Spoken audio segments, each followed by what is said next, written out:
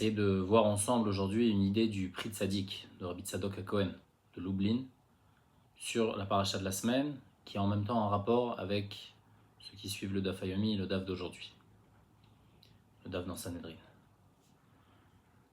Dans la paracha de la semaine, on parle donc de la Yetziat Mitzrayim, et le passouk qui dit comme ça. Le passouk qui dit, je le lis, Ve'aya ki yomru alechem benechem, lorsque vos enfants vous diront, Ma avoda azot lachem, c'est quoi ce service pour vous?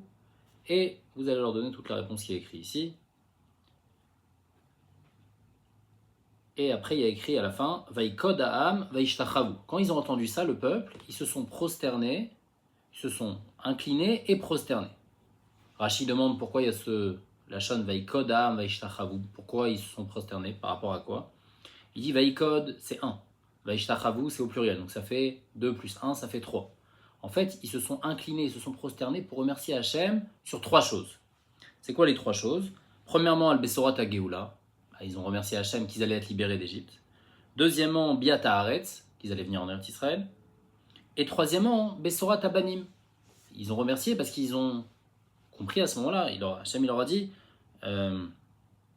lorsque vos enfants vous demanderont, donc ils étaient contents puisqu'ils savent qu'ils vont avoir des enfants. Alors, Rabbi Tzadok, il demande, il dit, je comprends pas. Ici, on sait que dans la Haggadah de Pessah, il y a 4 enfants. Dans la Torah, il y a 4 enfants. La Torah fait référence à 4 enfants différents.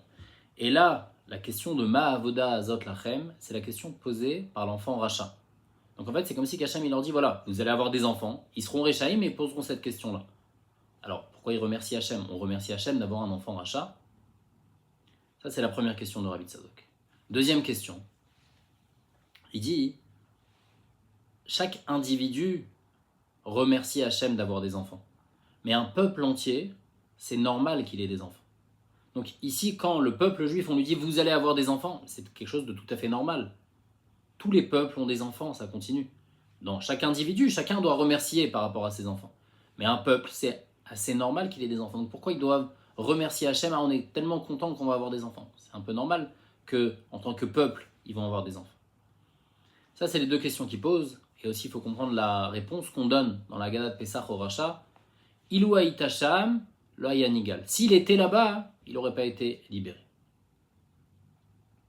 Alors, il répond donc avec la Gemara dans Sanhedrin, Daf Mem Dalet, qui dit comme ça.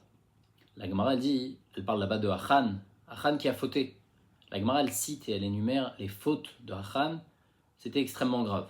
Il a fait des choses extrêmement graves.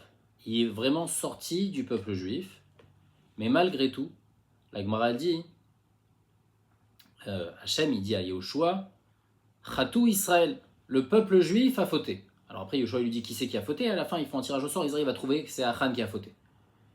Mais la Gemara est médaillette du fait qu'il y a écrit Chatou Israël, le peuple juif a fauté.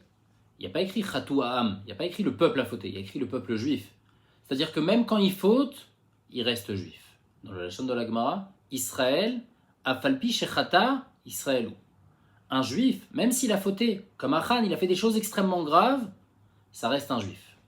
La Gemara amène un exemple par rapport à ça. Elle dit un hadas, une branche de myrte, qui est plantée parmi les ronces, restera un hadas.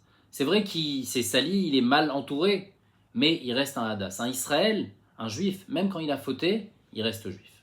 Ça, c'est ce que la Gemara dans Sanhedrin, elle dit. Et donc, grâce à ça, on va comprendre ici qu'est-ce qu'ils ont remercié. Ici, ils n'ont pas remercié sur le fait qu'ils vont avoir des enfants, mais ils ont remercié sur le fait que même si les enfants vont être Réchaïm, ils vont faire partie du peuple juif. C'est sur ça qu'ils ont remercié. Ils n'ont pas remercié sur avoir des enfants Réchaïm. Ils ont remercié sur même si mon fils il est Racha, il reste et il fait partie de Israël. Il fait partie du peuple juif. Et donc, quand ils ont entendu ça, Vaïkoda, Vaïshtachavu, directement, ils ont remercié Hachem. Quoi? Même quand quelqu'un il faute, même s'il fait quelque chose d'extrêmement grave, il reste et il a chelek leolam haba. Là, le dernier pérec de Sanhedrin, il amène Kol Israël yeshlem chelek leolam haba, tout le peuple juif a une part au monde futur, sauf exception. Et après, la Gemara plus loin, elle dit, mais les Dorsher et Shumot, on va expliquer tout de suite c'est quoi les Dorsher et Shumot, eux ils disent que tout le monde a olam haba, à part Bilam. Bilam c'est un goy. C'est qui les Dorsher et Shumot? C'est-à-dire qu'en fait, en réalité, si on réfléchit de manière humaine, quelqu'un qui a tellement fauté, comme tous ceux qui sont cités dans la Mishnah là-bas, comme Gehazi, etc., ils ne sont pas censés avoir le Olam Haba. Mais les Dorcher et Shumot, c'est ceux qui ont une vision un peu plus haute. C'est des choses qu'on n'arrive pas à comprendre de manière humaine, mais ils s'approchent un peu de la pensée divine qui arrive, même à lui, même à Gehazi, même à tous ces gens-là qui ont fauté extrêmement, de les considérer encore comme Israël et qui vont avoir Chelek le Olam Haba. C'est ça un peu la marloquette qu'il y a là-bas. Selon la Mishnah, on regarde par rapport à la pensée humaine. La pensée humaine, quelqu'un qui a tellement fauté, ben c'est fini, il est trop loin. Mais Dorcher et Shumot, qui comprennent un peu plus, ils ont un Rochem, ils ont une marque de la pensée d'Hachem. Alors c'est vrai qu'on ne le comprend pas, mais même quelqu'un qui a tellement fauté, Israël. Et donc, c'est ça, ici la Bessora, c'est ça l'annonce que Hachem, il dit au peuple juif. Sachez, jusqu'à maintenant, quelqu'un qui faute, il sort du peuple juif. Il y en a qui ont fauté, qui sortent du peuple juif. Ceux qui ont fauté en Mitzrayim, ils sont restés en Mitzrayim, ils sont morts là-bas, ils ne sont pas commencés à faire partie du peuple juif. Mais sachez qu'à partir du moment où vous allez sortir d'Égypte, tous ceux qui sortent, leurs enfants feront partie intégrante du peuple juif, malgré tout, même s'ils sont Réchaïm. Et c'est ça la réponse qu'on va donner au rachat. Ilou Ayasham, s'il était là-bas en Égypte, l'Oyanigal. S'il était encore là-bas en Égypte, il n'aurait pas été libéré. Mais maintenant, au jour d'aujourd'hui, il sera libéré parce qu'il sera juif de toutes les façons.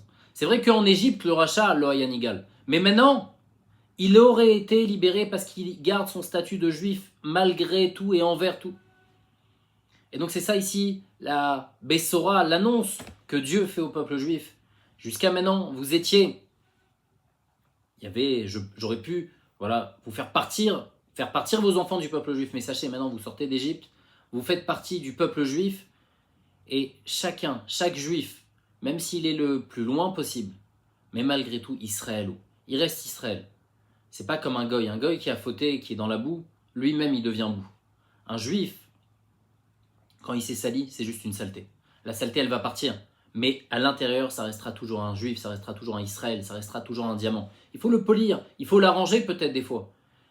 Il doit s'arranger. Mais un Israël, afalpi shechata Israël. Et c'est ça qu'on apprend. C'est ça que Hachem il vient leur dire. Même si vous allez avoir des enfants Réchaïm, ne vous inquiétez pas, ils feront partie du clan Israël.